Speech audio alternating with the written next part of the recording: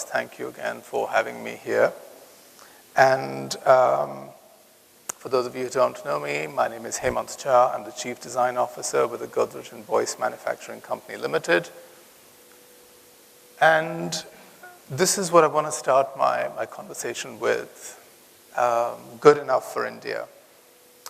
So let me put this in context for you. A few years ago, I was invited to be a judge at a design competition here in India.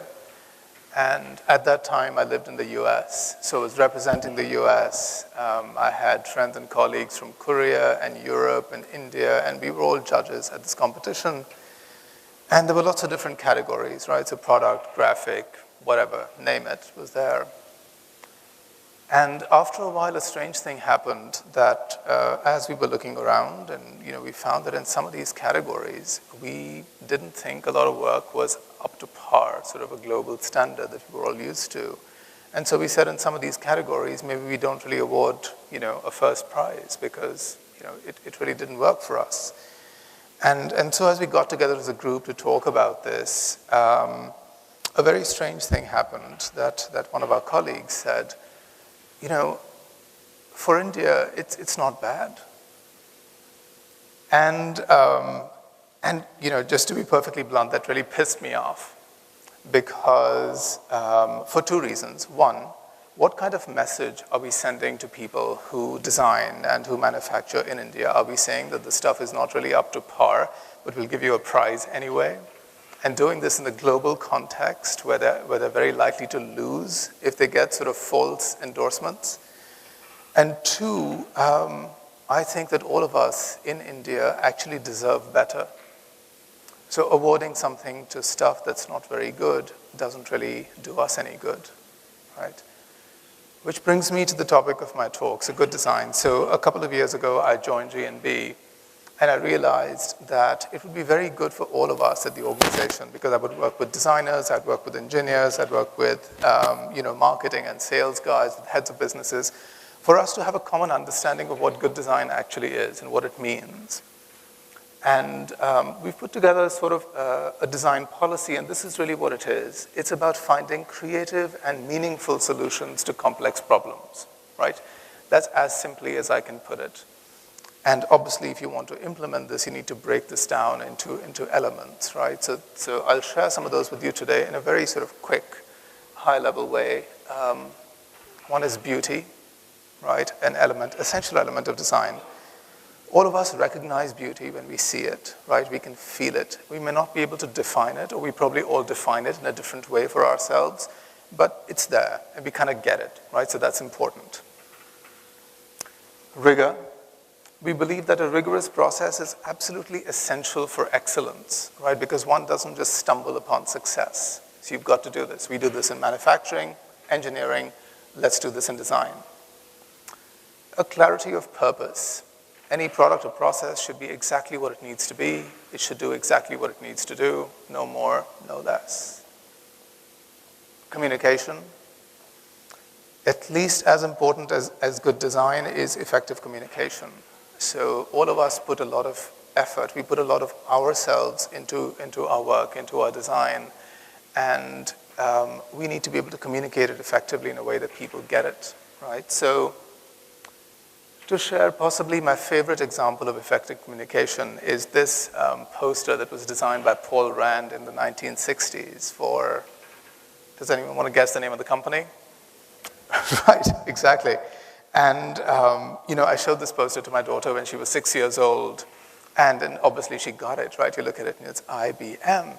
And she didn't know what IBM was all about. And it's entirely possible that all of us in this room today don't really know what IBM does, right? They're doing crazy, marvelous things. But you look at this and you remember it. It lodges in your mind. Now, when she grows up and she maybe works with IBM or does something, she comes across the name again, she's going to reach back in her mind and she's going to remember this, right? And that's really, really powerful. So that, to me, is effective communication. Another example from the same company is this, and it's a short film that I'll show you. It's in the early 80s, IBM researchers developed the scanning tunneling microscope, essentially the electron microscope, right? And it is essential to our everyday lives now. You can essentially move atoms with this. It's kind of incredible. And no one really knows how it works, but it impacts all of our lives. It's used in healthcare and research and material sciences and all sorts of wonderful things. And how did they choose to communicate it? So this is a short film, and I hope you enjoy it.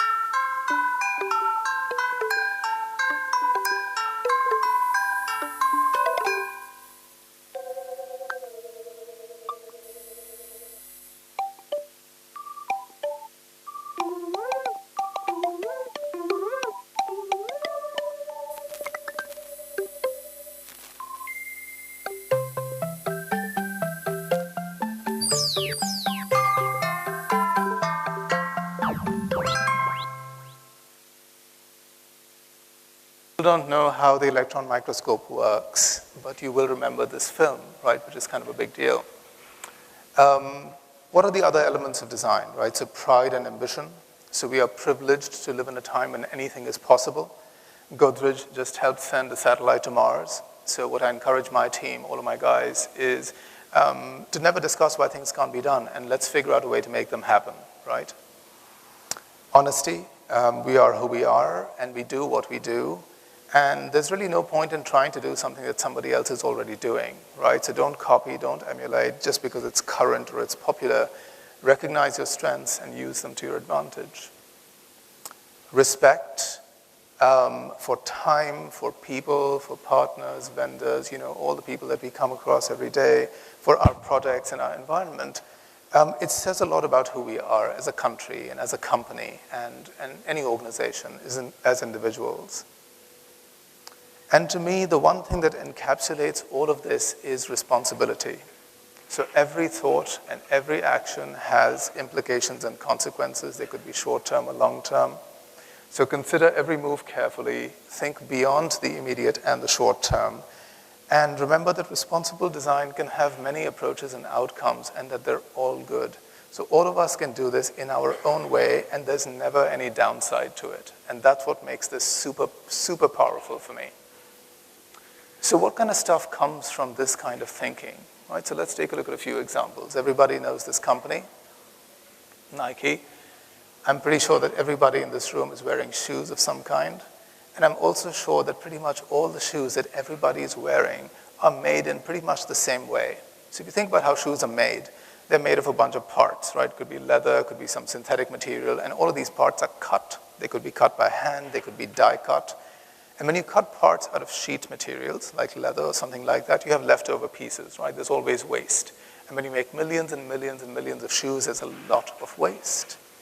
Now, when you make shoes and you're a company that's as big as Nike, you obviously want to make them as cheaply as possible and sell them for as much as possible, right? And when you make things cheaply, or to make things cheaply, where do you go? You go to China, you go to Vietnam, maybe you go to Bangladesh, or maybe you come to India. And there are consequences to making things cheaply, right? So there are human rights violations. People are pushed to their limits or beyond their limits, and that's never a good thing. So what makes this particular effort by Nike brilliant to me, and this is the Flynet, is that they addressed so many problems or so many issues in one solution. So for the first time in the history of shoemaking, here is a shoe that is entirely woven.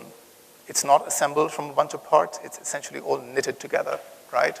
And so when you're done weaving this, you simply trim the ends, the yarn over there, and then you're all done. There's no waste. When you need to make multiple sizes of shoes, you simply weave multiple sizes. If you need to change a color, you change the yarn. If you want to change the pattern, you upload a new program, right? So that's pretty incredible. And it's got all the elements of any shoe. So it's got the eyelets for laces, it's got breathability, it's got structural strength where you need it, assembly so much easier, and it's remarkable. And so what this really did for Nike, in addition to all of this, is gave them a brand new aesthetic.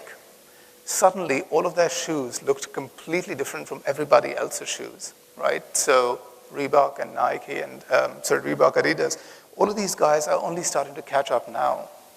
So separating themselves from everybody else in the marketplace was a really, really big deal, and they did it successfully. So 90% of Nike's shoes are now made using this sort of process. Another company I really like is Swatch, and this is System 51. It's a watch, actually the movement, that was about 3 years in development. Now, there are a lot of people here who probably like watches, right? And a lot of these watches are probably automatic watches. So the previous generation of the Swatch automatic movement had 250 moving parts inside. Lots of screws, fasteners, you put this stuff together. This mechanism has 51. It's 1/5 the number of parts. And there's only one screw, there's only one mechanical fastener that's in the center of the entire movement, right? You have fewer parts, there's less tooling, it's a more elegant design, but because there's also less energy loss between each one of these parts, it has twice the power reserve of the previous watch. And it still only costs about $110 US, which is some 8,000 rupees. So it's highly affordable. So to me, this is another example of the best kind of design thinking, basically producing extremely high caliber products that are affordable to everyone. And it's still Swiss made. And then sometimes, the best intentions in design may not work. So Motorola, a few years ago, Motorola also came to India, and this was back in 2004, 2005. They had identified India as being the biggest growth opportunity, as a lot of other companies have also done. And they created this phone. And this is called the Motophone F3. I can pretty much guarantee that I'm the only person in this room who still uses one of these phones. And here's the story, right? So they decided, okay, India is a different kind of place. It's an American company. They're coming to India. And they sent over a team of engineers and designers and strategists and they set up shop here. And they lived in India for over a year. And they traveled to all parts of India, the climatic conditions, the heat, the humidity, the lack of a reliable cell phone sort of network and all of that. This is back in 2005. There are way too many cell phone towers today. And this is what they made. And it's quite brilliant in so many ways. The world's first phone with an e-ink display. So it's similar to what Amazon uses on the Kindle. It reads like paper. So you take it out in bright sunlight and it becomes even more legible, right? It's fantastic for our conditions. It had dual antenna, so you have a much greater range. So even in villages or places where you may not have a lot of cell phone towers, you can still get really good reception on this phone. The entire front of the phone is just one piece. So there's less parts, less places for dust and dirt and water and grime and stuff to get in. It's pretty cool. And if something does get in, on the back of the phone, there are 4 screws. You can open it up and you can clean it. From the side, you can pop the cover, and there's a user-replaceable battery. And as you go further down the side of the phone, there's only one port, both for power and for the earpiece, which is something that Apple has only done this year with the iPhone 7, right? So 10 years ago, they'd done this already. And the entire phone was about 900 rupees. Not bad. And so when I came to India in 2006, I was visiting, I said, I want to buy this phone. This is pretty cool. And so I went to a cell phone shop and I said, Motorola can have a phone, we don't have this.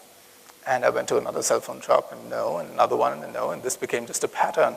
And everyone would keep trying to sell me a cheap Nokia because they thought that's what I wanted. I wanted a cheap phone. I said, no, I want this phone. And so finally I said, kyun nahi chala? And they said, isme black and white screen thi. Now, this was a limitation of this screen technology. It was only black and white.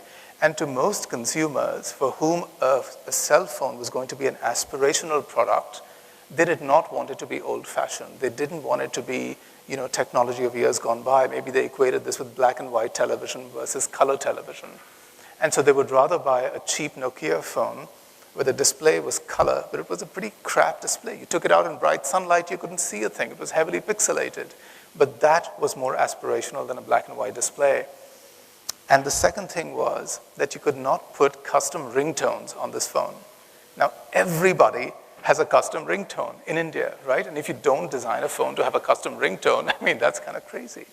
And so they, the entire team magically missed these cultural specifics that would have allowed this brilliant phone to become a success, instead of which tens of millions of dollars down the drain, and that's that. So things don't always work out the way you might think.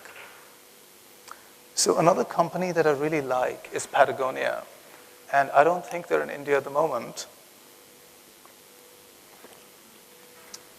But it's very interesting because it was set up by somebody who's a mountain climber, right? So like nature, like the outdoors, had a very healthy respect for the environment. And when they set up this company, it was basically to make mountaineering sort of clothes, so lightweight clothes, lightweight bags, things like that, very durable, right? And that philosophy extends to all of their products even today. So these pants that I'm wearing, which I wear pretty much every day, are made by Patagonia, 90% recycled plastic, a lifetime guarantee. So if anything happens to these, I can take them back to any Patagonia store ever, and they will give me a brand new pair, which is pretty cool. If I get tired of these in a couple of years, I can return them to Patagonia, and they will refurbish them and resell them at a lower rate, right? So they believe in sort of doing good at absolutely every level, and it's a very, very profitable business. And a few months ago, they announced this. So for the first time in the world, wetsuits made with natural rubber. Now, wetsuits have always been made with neoprene. They've always been made with synthetics, essentially byproducts of petroleum, and this is what they did. So natural rubber, lower CO2 emissions, neoprene-free, recycled fabrics, and still that lifetime warranty. And what was really nice about this is that they also made their own raw material. So after all these years, and Patagonia does this regularly, they will invest huge amounts of money and effort into doing the right thing. So I want to show you this little film as well.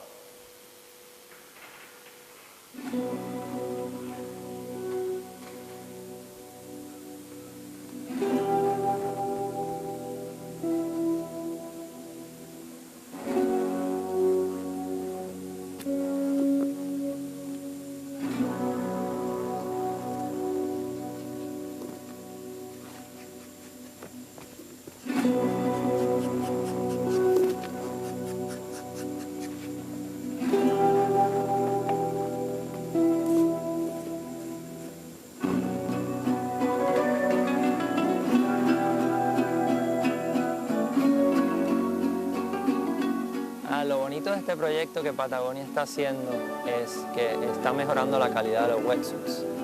A un wetsuit que viene del petróleo y de químicos dañinos, lo está llevando a una forma más natural sin sacrificar el avance de esta tecnología.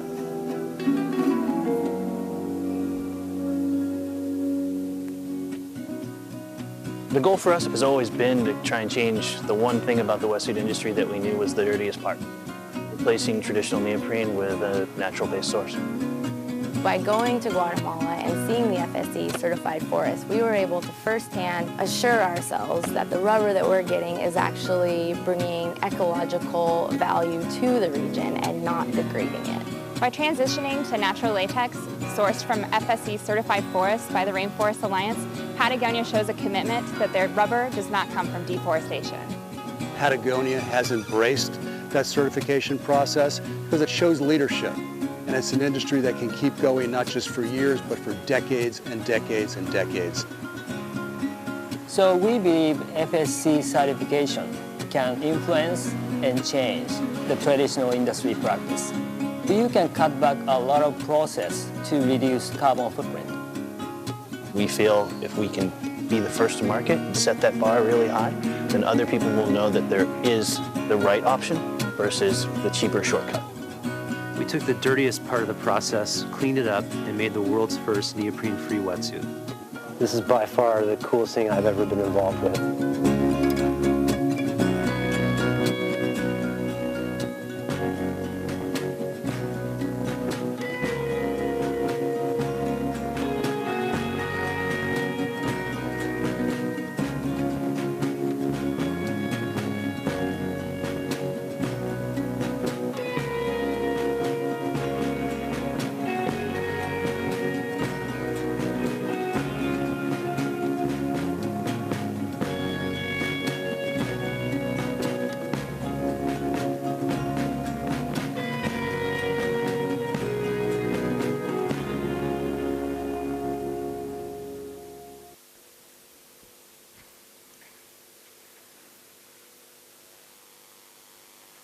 So what are we doing at G&B?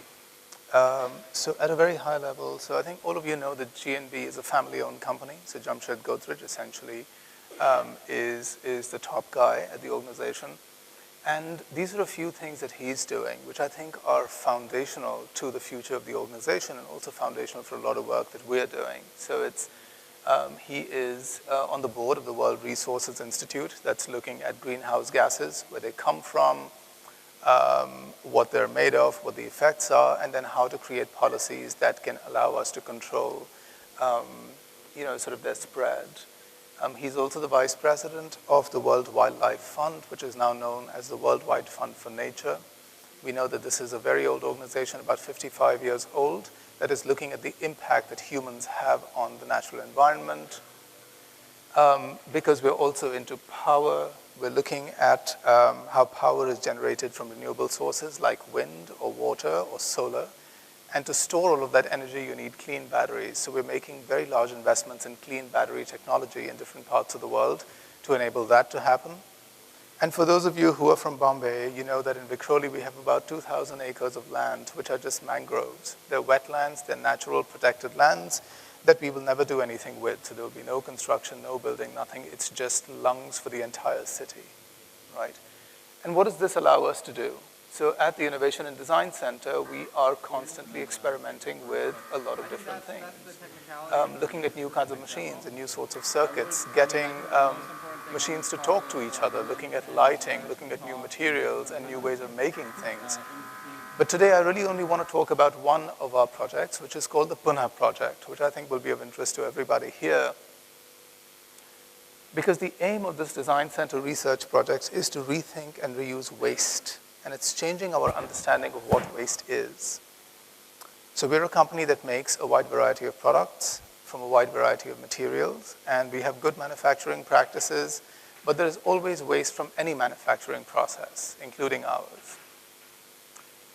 And this waste is not bad stuff or trash. It's basically what's left over from any manufacturing process. So when you make stuff with steel, you have steel filings left over. When you make stuff with brass or copper, you have copper and brass shavings. There could be damaged cotton gloves, uniforms, sawdust, packaging, whatever. There's a lot of stuff, right?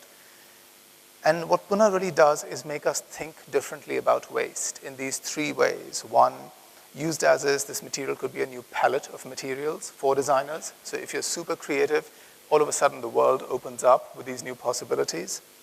You can transform or reconstitute waste into something that's usable in conventional processes. So imagine taking something like brass dust, and under temperature and pressure, you can bring it back to its virgin material, and then you can use it to machine things.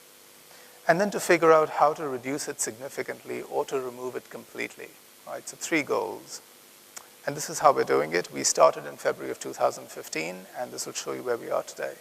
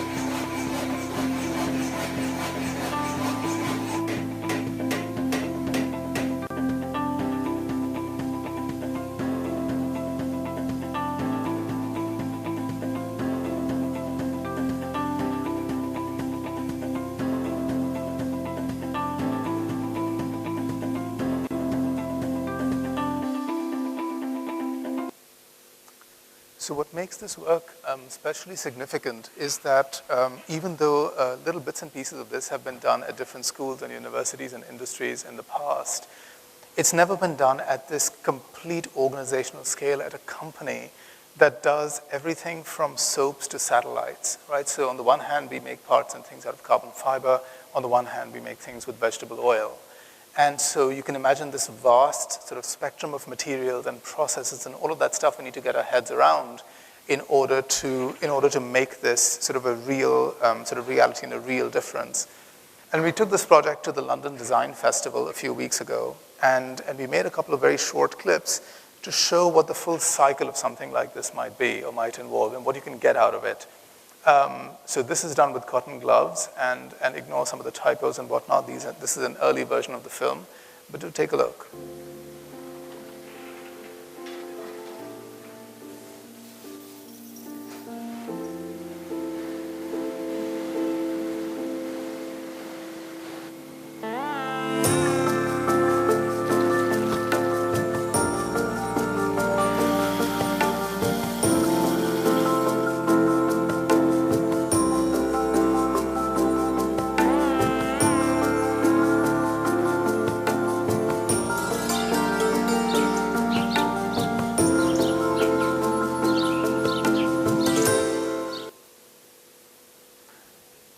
So we created this outfit with the help of a Delhi-based fashion studio. They're called 1111. If you guys get a chance, you should really check out what they do. It's marvelous work. And the entire outfit is made of deconstructed cotton gloves. And our plan is to actually sell those in Tokyo for $2,000 a piece. And I think we can actually do it. So imagine that you can take gloves, which nobody wanted, and you can upcycle them to something where they become very, very desirable, which I think is quite nice. This is what we're doing with steel.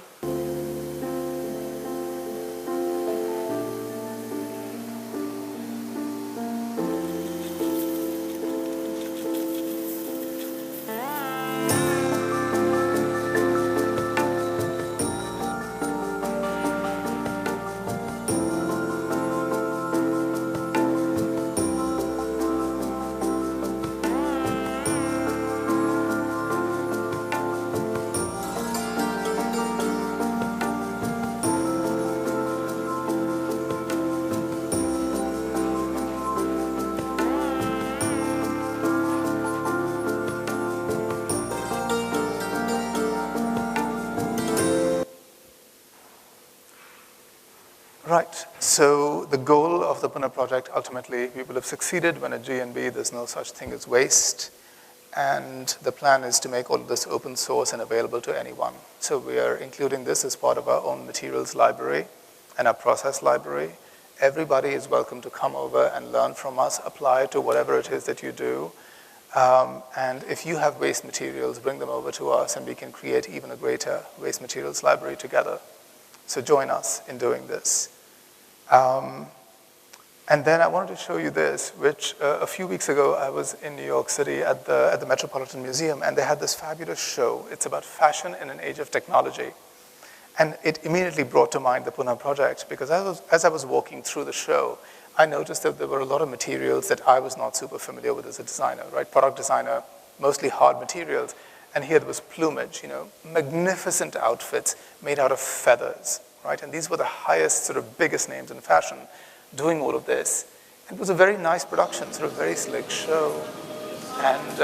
And one of the designers that I really liked, which is this firm out of the Netherlands, had been doing a lot of work for a number of years with new materials. So they were one of the first people to work with 3D printing in fashion, which is what this is, making magnificent outfits out of things like, out of crystal. So these are not things that you would wear to work every day, but they're pretty fantastic things, so demonstrations of what's possible. There was this outfit, which I thought was sort of very dangerous looking, and you don't want to brush up against somebody who's wearing this, but it's really nice.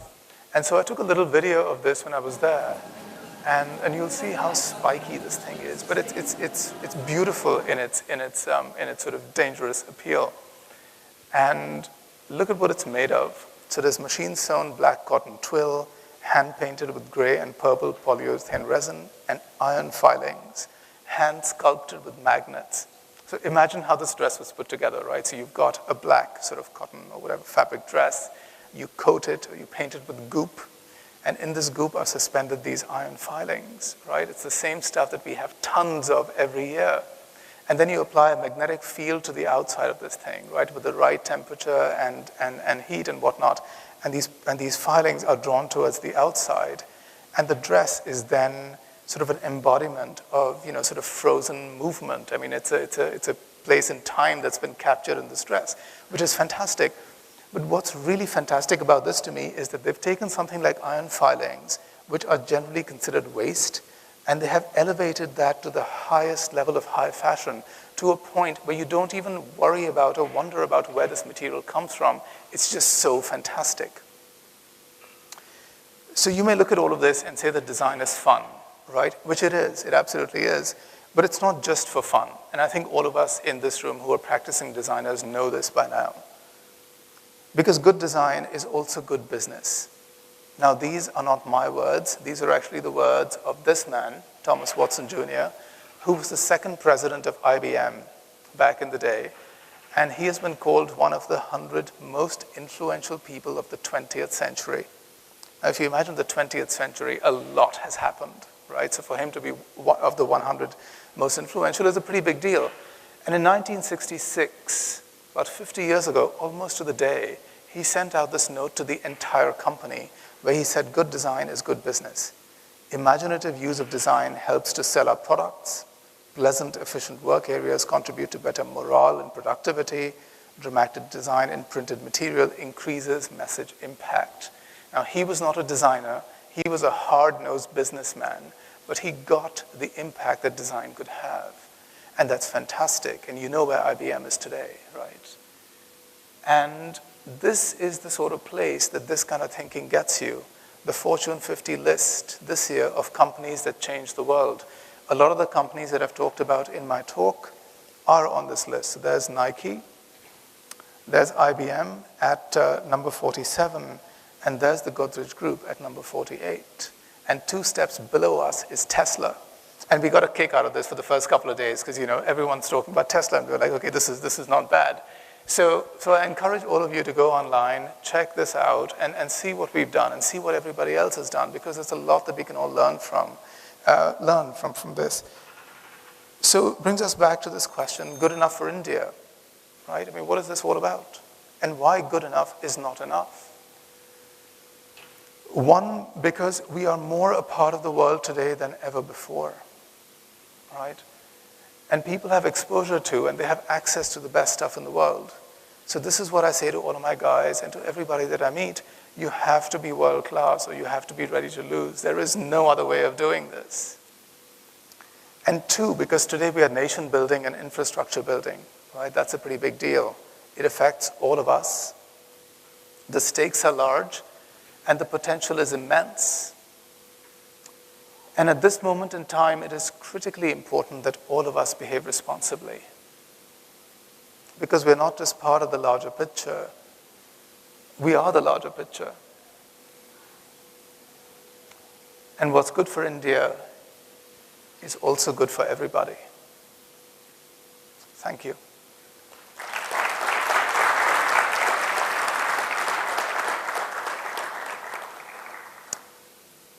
Happy to take questions, comments. I think young man right there.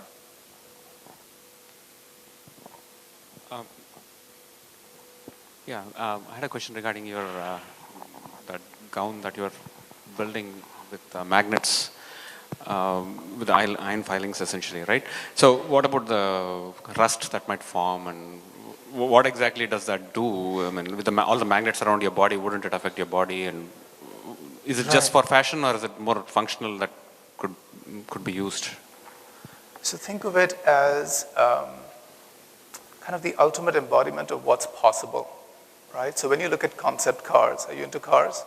So if you look at a concept car, very often that car itself that you see in the car show is not the one that makes it into production. But because you've put a lot of thought and energy into making that concept car possible, some elements of the learning from that will then make it into every car that all of us drive here, right? So that somebody has experimented with that means that there will probably be some application in it for everybody else as well. So it's an idea, it's an experiment, and even if you treat it as just that, it's pretty fantastic for what it is. Okay, thank you. Hello. Hello. Yes. So my name is Sachin. I just love about the Pune project. You mentioned about you're going to make it open source. That is really creditable. So my question is, like, if you know India as such, there is MSME, that is micro, small and medium enterprises, which has huge kind of what you call the raw material, which is been currently been there, and it's been going to the drains or probably affecting the environment, right? So what is your roadmap so that whatever fantastic work you have been done, it can be reaching out to those industries, and how it can be useful? Right. So, the project does actually address all of those things, right? So even in our factories, we have things like cutting fluids and things like that, which is the kind of thing that you're talking about. And when I say that we're looking at waste across the entire organization, it includes all of those things, right? So at the moment, I'm inviting everybody in this room to join us. Every time I go and talk to somebody or meet somebody, I share with them this project, and I want more and more people to join us. At the same time, I believe we can probably also reach out through a lot of our CSR initiatives to a lot of the smaller organizations that may not have exposure to this kind of forum. We also have a huge initiative in skill development at the company, right, where we take people from outside the company and we simply train them and give them the kinds of skills that will allow them to get better jobs in the real world.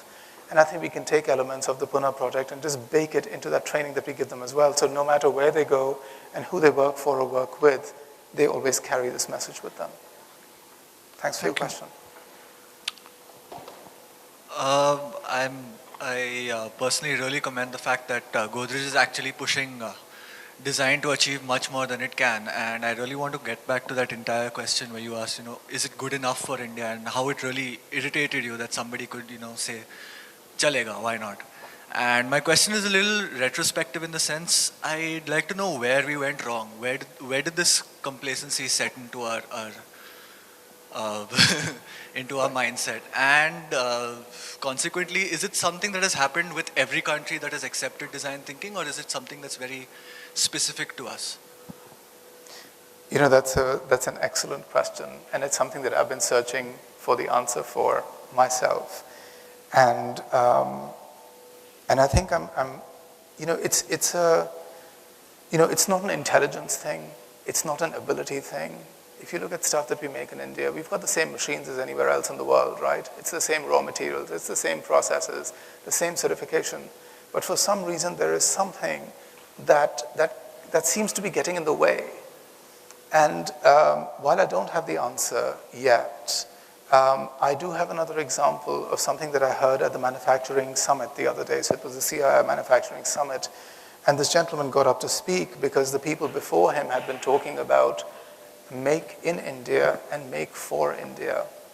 And he got up there and said, this is a false distinction.